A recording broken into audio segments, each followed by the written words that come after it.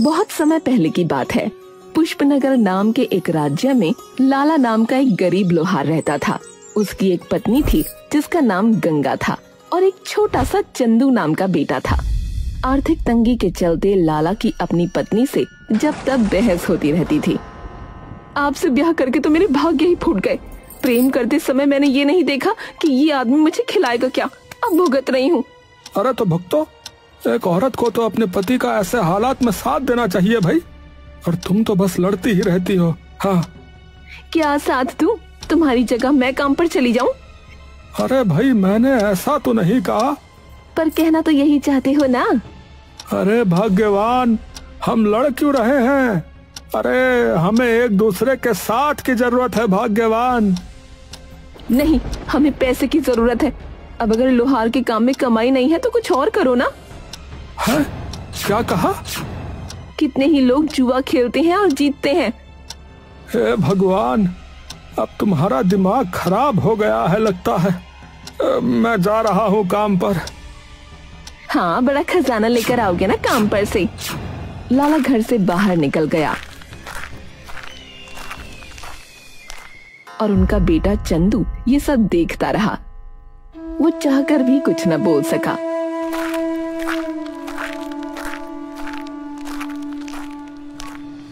उधर लाला ने चौक पर पहुंचकर अपनी छोटी सी दुकान जमाई। हे भगवान, आज कोई ग्राहक भेज देना, वरना घर का चूल्हा नहीं जलेगा। पर किस्मत जैसे उस दिन उसके साथ लुका छिपी खेल रही थी। आधे दिन तक कोई ग्राहक नहीं आया।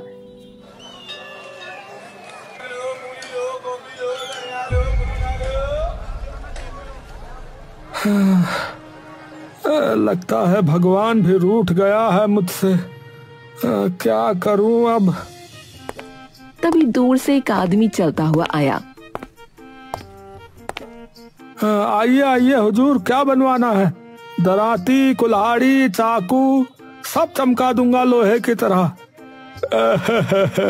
अरे नहीं नहीं भाई, मुझे तो बस जो है गप लड़ानी थी। अरे गप लड़ाने के लिए मैं दुकान नहीं लगाता हूँ। हाँ, अरे जाओ यहाँ से। सूरज ढलने लगा था, शाम हो चुकी थी और एक भी काम हाथ नहीं आया। थके हुए कदमों से उसने औजार समेटे और घर की ओर चल पड़ा। रास्ते में ही उसका दोस्त गगन मिला। गगन ने जैसे ही उसके चेहरे की उदासी देखी, तुरंत हाथ पकड़ लिया।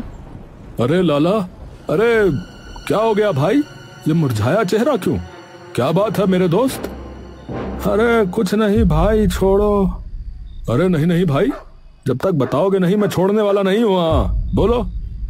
लाला ने आह भरते हुए सब कुछ बता डाला। घर की कंगाली, पत्नी की तानेबाजी और दुकान का सूना होना। गगन, अब तो लगता है किस्मत ने मेरे नाम का अध्याय ही मिटा दिया है। अब भैया तुम ही बताओ मैं क्या करूं?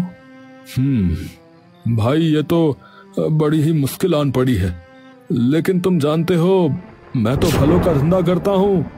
उसमें जितना मिलता है उतने में घर ही चल पाता है, तो मैं तुम्हारी मदद कहाँ से करूं भाई? गगन की बात सुनकर लाला का चेहरा और मुरझा गया।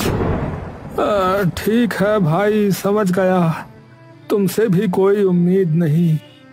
इतना कहकर वो धीरे धीरे घर की ओर बढ़ गया।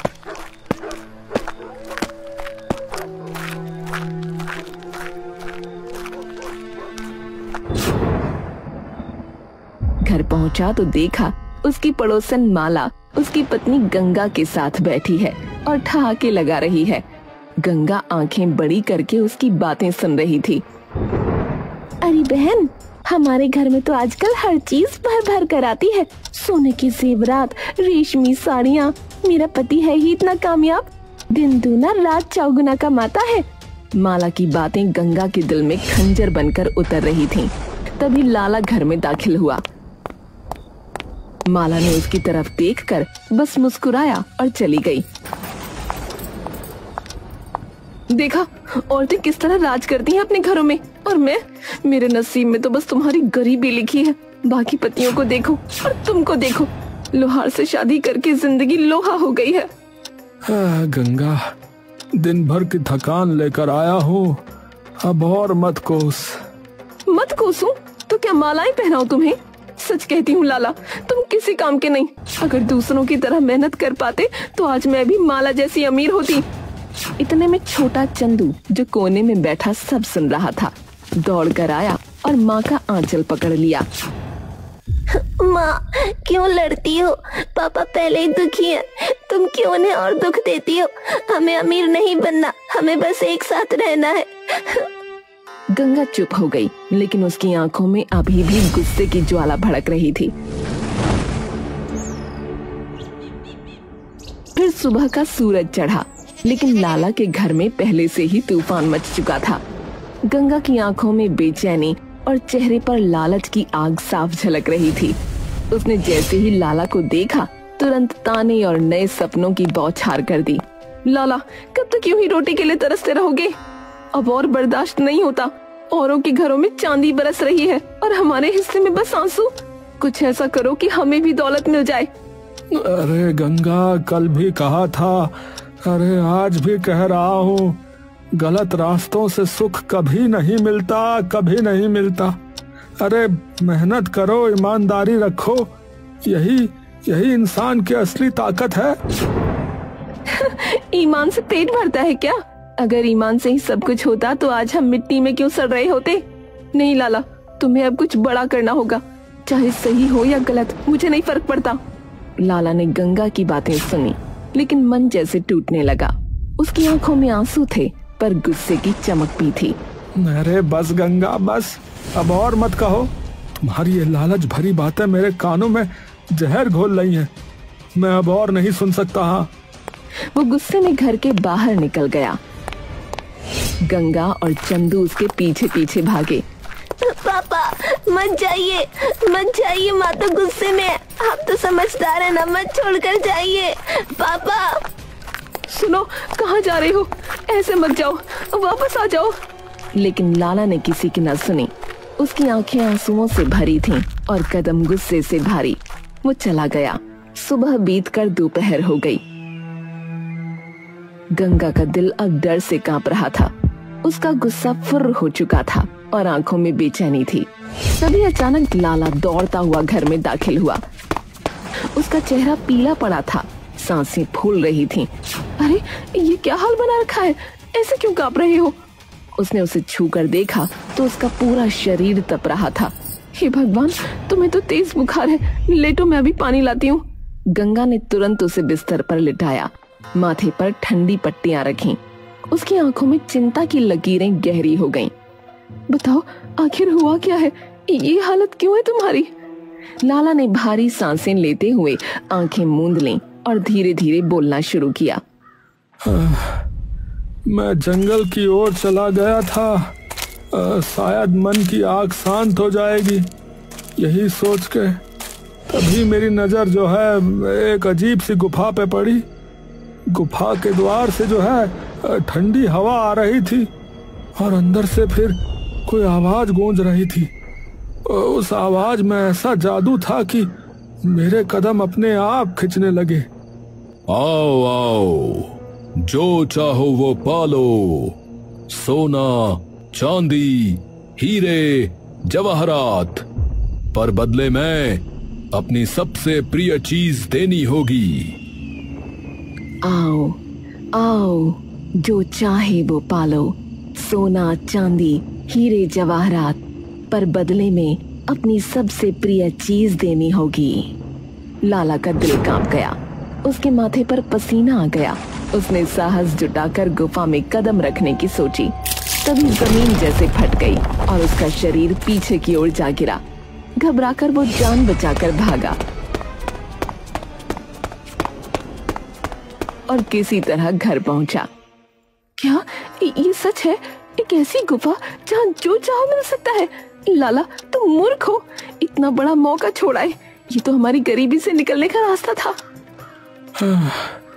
गंगा, ये गुफा कोई वरदान नहीं है, बल्कि अभिशाप है, अभिशाप। ये माया है, अरे छलावा है। जिसने भी लालच में कदम रखा शायद कभी वापस ना आया। नहीं, ये तुम्हारा डर है। अगर तुम में हिम्मत नहीं तो मैं जाऊंगी। उस गुफा से सोना चांदी लाकर दिखाऊंगी। गंगा, लालच बहुत बुरी बला है। तुम मेरी पत्नी हो। अरे मैं तुम्हें ऐसी मूर्खता नहीं करने दूंगा। हाँ, मूर्खता? गरीब रहना ही सबसे बड़ी मूर्खता है लाला। लोग हमारी हंसी उड़ाते हैं, हमारा बच्चा भूखा सोता है। लाला ने उसे रोकने की कोशिश की, पर गंगा की आंखों में अब केवल दौलत की चमक थी। अरे गंगा, समझो, ये वही रास्ता है जो इंसान को खाई में ले जाता है। अरे वो सुख पाने का नहीं, सब कुछ खोने का रास्ता है, बता रहा हूँ। नहीं, मैं तो जाऊंगी, चाहे जो हो जाए। इतना कहकर उसने लाला का हाथ खींचा और जबरदस्ती उसे उठाकर दरवाजे की ओर ले चली। माँ, पापा को मत ले जाओ, मत जाओ उस गुफा में, मत जाओ। लेकिन गंगा पर अब लालच का भूत सवार था। उसने चंदू को झटक कर पीछे किया और लाला को खींचते हुए घर से बाहर निकल पड़ी। चंदू भी उसके पीछे भागा। माँ, पापा को कहाँ ले जा रही हो? मत जाओ। गांव वाले तमाशा देख रहे थे। कोई फुसफुसा रहा था। अरे लगता है गंगा फिर कोई पागलपन करने जा रही है भैया। हाँ, लाला तो बेचारा भोला है, पर ये औरत उसे एक दिन बर्बाद करके रख देगी, बता रहा।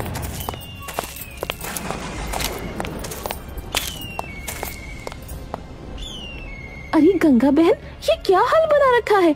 पति को खींचकर कहाँ लिए जा रही हो? जरा मुझे भी तो बताओ। माला, तू रास्ते से हट जा, मुझे बहुत जरूरी काम है। जरूरी काम? बिना मुझे बताए? हटो माला, सब बताने का समय नहीं है। और फिर ये मेरा घर है, मेरा काम है, तुम्हें क्या मतलब? माला मुंह बिचकाती हुई पीछे हट गई और गंगा लाला को खींचते हुए आगे बढ़ी।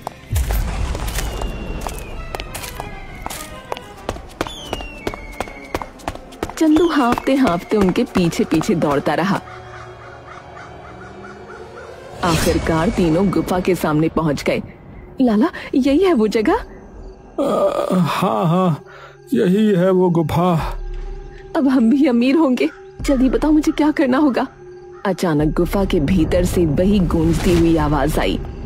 अपनी पसंदीदा चीज दो और जो चाहे ले लो। अपनी पसंदीदा चीज दो और जो चाहो ले लो। पसंदीदा चीज? लेकिन क्या दे? मैं सब कुछ देने को तैयार हूँ, बताओ ना। कुछ क्षण सन्नाटा रहा, फिर तेज आवाज गूंजी। इस बच्चे को दे दो और सोना चांदी तुम्हारा होगा। इस बच्चे को दे दो और सोना चांदी तुम्हारा होगा। सुनते ही तीनों के होश उड़ गए। गंगा का चेहरा पीला पड़ गया। क्या मेरा चंदू? नहीं, ये तो नामुमकिन है। सुना तुमने गंगा, सुना? मैंने कहा था ना, लालच की राह बस बर्बादी लाती है। हाँ, नहीं, मेरा बच्चा मत मांगो, कुछ और ले लो, लेकिन चंदू नहीं। अगर नहीं दोगी तो इस राज्य पर प्रलय टूटेगी, तूफान आएगा, बर्बादी होगी। अगर नहीं दोगी तो इस राज्य पर प्रलय टूटेगी, तूफान आएगा, बर्बादी होगी। नहीं, मैं अपनी जान दे दूंगी, लेकिन अपना बच्चा नहीं दूंगी। हे भगवान, मैंने गलती की, बहुत बड़ी गलती। अरे अब समझी लालच कैसी बला है, समझी? माफ कर दो लाला, मैंने तुम्हें और अपने बच्चे को मुश्किल में फंसा दिया। कृपा करके हमें यहाँ से बचा लो। लाला ने गहरी सांस ली और हंसते हुए बोला, ठीक है गंगा, जाओ, तुम्हें माफ किया, अब डरने की जरूरत नहीं है। हाँ। अचानक गुफा के भीतर से ठहाका गूंजा और गुफा से गगन बाहर आया।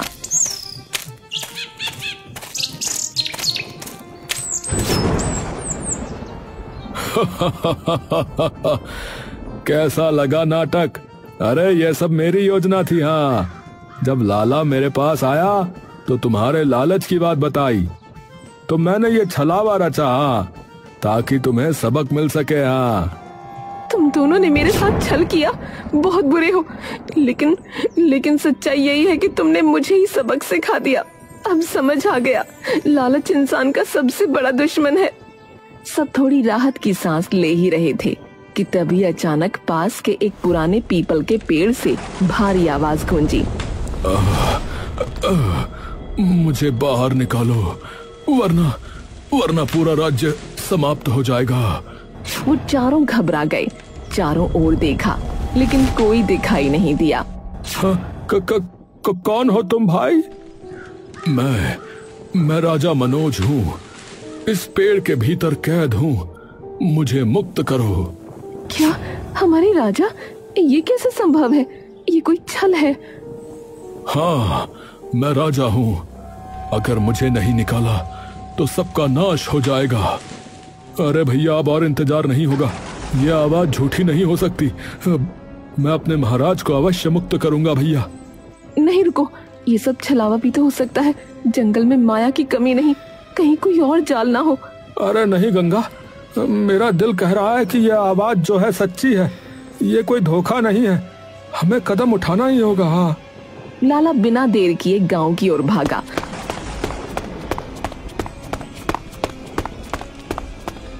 और 2 कुल्हाड़ियां उठा लाया। एक गगन को थमा दी, दूसरी खुद संभाल ली। दोनों ने मिलकर उस विशाल पीपल के पेड़ पर वार शुरू कर दिया। कुल्हाड़ियों की ठक ठक ठक की आवाज पूरे जंगल में गूंजने लगी। माँ, ये लोग सच में राजा को निकाल पाएंगे? गंगा चुप रही, उसकी आंखों में डर और उम्मीद दोनों थे। आखिरकार जब पेड़ चटक कर खुला, उसमें से प्रकाश का गोला निकला और एक घायल इंसानी रूप में बदल गया, राजा मनोज। धन्य हो, तुम लोगों ने मुझे मुक्त किया, मैं सदा आभारी रहूंगा। राजा ने कांपती आवाज में अपनी करुण कथा सुनानी शुरू की।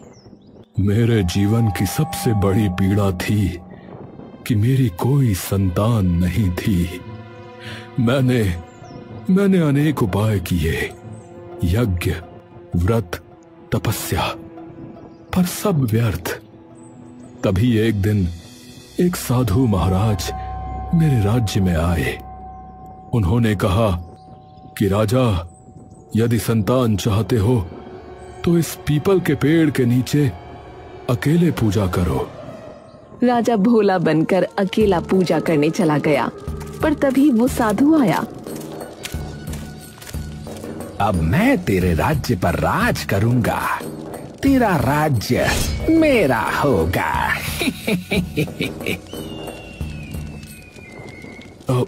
परंतु क्यों?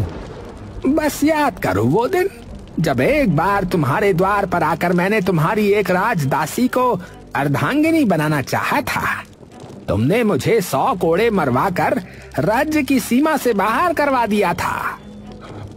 लेकिन परंतु वो उसकी इच्छा के विरुद्ध था। अरे मुझे मेरी इच्छा पूर्ण करनी आती है राजन, इसलिए आज से तुम यहीं रहोगे।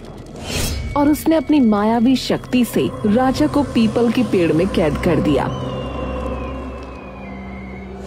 और खुद राजा के रूप में राजा की राजगद्दी पर बैठ गया। अगर ये सच है तो देर किस बात की? चलो उस ढोंगी साधु को बेनकाब करते हैं। सब मिलकर महल पहुंचे। सिंहासन पर वही राजा बैठा था, पर असली राजा मनोज को देखते ही हड़कंप मच गया। हे प्रजा, पहचानो मुझे, मैं असली राजा हूँ। ये सामने बैठा व्यक्ति धूर्त साधु है, जिसने मेरा रूप चुराया हुआ है। हैं? अरे ये कौन बहरूपिया यहाँ घुस आया है? निकालो इसे यहाँ से। दरबार में अफरा तफरी मच गई। लाला ने एक पल भी बर्बाद नहीं किया। उसने अपनी कुल्हाड़ी जोर से सिंहासन की ओर फेंक दी। कुल्हाड़ी सीधा नकली राजा की ओर बढ़ी, पर उसे लगने से पहले ही उसने हाथ उठाया। रुको! और कुल्हाड़ी हवा में थम गई। पूरा दरबार सन्न रह गया। अब सब देख लो, यही असली सच है। ये कोई साधारण इंसान नहीं है, बल्कि ये मायावी व्यक्ति है। ठीक है, मेरा रहस्य खुल गया। पर तुम सब मेरा क्या कर लोगे? मेरी शक्तियों के आगे कोई टिक नहीं सकता। वो जोर जोर से हंस रहा था। सब सन्न खड़े थे। उसकी बात सच थी। उसकी मायावी शक्तियों के आगे कोई इंसान नहीं टिक सकता था। पर तभी अचानक पीछे से उसकी पीठ पर वार हुआ। औरत को कभी कमजोर मत समझना, ये वार तेरे पापों की सजा है। मायावी साधु चीख कर जमीन पर गिर पड़ा। सैनिक तुरंत और उसे जकड़कर बंदी बना लिया। अरे गंगा, अरे तुमने कमाल कर दिया गंगा। राजा मनोज अपने सिंहासन पर लौटे।